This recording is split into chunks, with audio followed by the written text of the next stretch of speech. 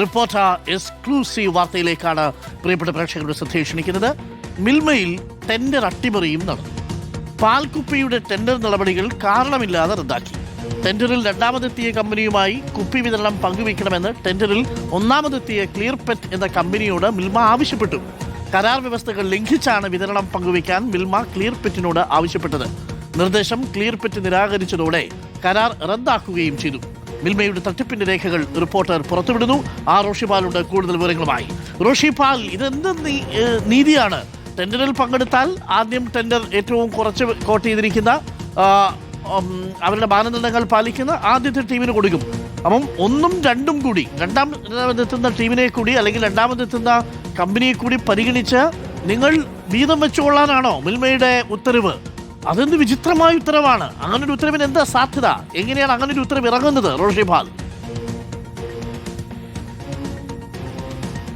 അരുൺകുമാർ, ഞെട്ടിക്കുന്ന ടെൻഡർ അട്ടിമറിയാണ് മിൽമയിൽ നടന്നത്. കാരണം മിൽമയിൽ ഒരു കുപ്പി പാൽ അത് അതിന്റെ പ്ലാസ്റ്റിക് ബോട്ടിലാണ്. അത് 2 വർഷമായി അതിന്റെ കരാർ ഏറ്റെടുത്ത് വിതരണം നടത്തുന്നത് തമിഴ്നാട് ഉള്ള ഒരു കമ്പനിയാണ്. TPSC എന്ന കമ്പനിയാണ്. TPSC സ്കൈപെറ്റ് എന്ന കമ്പനിയാണ് വിതരണം ചെയ്യുന്നത്.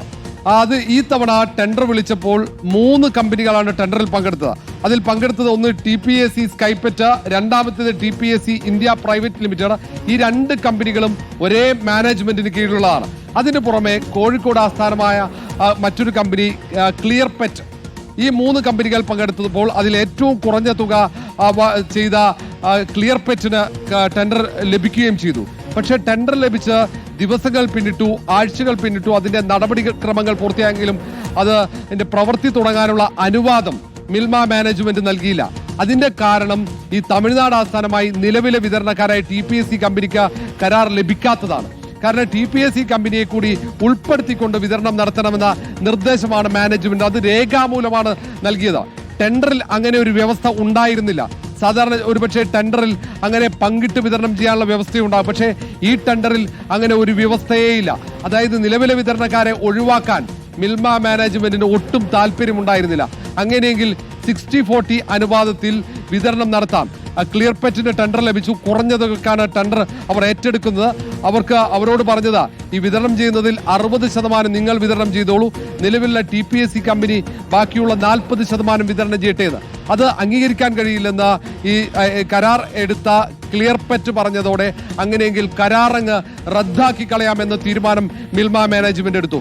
ഒരു കാരണവുമില്ലാതെ ഈ ടെൻഡറിലൂടെയുള്ള ഈ കരാർ അത് റദ്ദാക്കാനുള്ള തീരുമാനം മിൽമ മാനേജ്മെന്റ് എടുത്തു. ഇതിൽ ഏറ്റവും ഞെട്ടിക്കുന്ന കാര്യം ഈ 60-40 അനുപാതത്തിൽ നമുക്ക് ഈ വിതരണം നടത്താമെന്ന മിൽമ മാനേജ്മെന്റ് ഔദ്യോഗിക ഇമെയിൽ വിലാസത്തിൽ നിന്നും ക്ലിയർപെറ്റ് എന്ന കരാർ ലഭിച്ച കമ്പനിക്ക് ആ സന്ദേശം നൽകുന്നു എന്നാണ്. അതിനുവേണ്ടി നിരന്തരം നിർബന്ധിച്ചു ഈ മാനേജ്മെന്റ്. അതിന്റെ ജനറൽ മാനേജർ ഉൾപ്പെടെ നിരന്തരം ടെലിഫോണിൽ നിർബന്ധിച്ചു, നേരിട്ട് വിളിച്ചു വരുത്തി നിർബന്ധിച്ചു.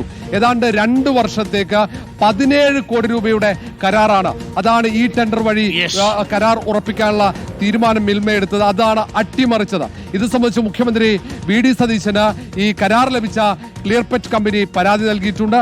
അതേസമയം തന്നെ കോടതിയെ സമീപിക്കാനും ക്ലിയർപെറ്റ് തീരുമാനമെടുത്തിട്ടുണ്ട്. കാണിച്ചത് ശുദ്ധ തോന്നിവാസമാണ്. പ്രിയപ്പെട്ട പ്രേക്ഷകരൊന്ന് ആലോചിച്ച് നോക്കൂ. ടെൻഡറിൽ ഒന്നാമത് വന്ന കമ്പനിയാണ് ക്ലിയർപെറ്റ്. ക്ലിയർപെറ്റിനോട് പറയാണ്, നിങ്ങൾ 60% കൊടുത്തോ, 40% രണ്ടാമതെത്തിയ കമ്പനിക്ക് കൂടി കൊടുക്കണം. രണ്ടാമതെത്തിയ കമ്പനി എന്ത്? മിൽമയുടെ അമ്മാവന്റെ കമ്പനിയാണ്. വല്ല കാര്യമുണ്ടു? എന്തായാലും ഡയറക്ടർ ബോർഡ് ആണെങ്കിലും ശരി, അക്കാര്യത്തിൽ തീരുമാനമെടുത്ത ജനറൽ മാനേജർ ആണെങ്കിലും ചെയ്തത് ശുദ്ധ തോന്നിവാസമാണ് എന്നുള്ളതാണ്. അതാണ് ഇപ്പോൾ പുറത്തു വന്നിരിക്കുന്നത്. ടെൻഡറിൽ വലിയ രീതിയിലുള്ള ക്രമക്കേട് നടത്താൻ മിൽമ ശ്രമിച്ചു എന്നതിന്റെ വിവരങ്ങളാണ് രേഖാമൂലം ഇപ്പോൾ റോഷിപാൽ പങ്കുവച്ചിരിക്കുന്നത്.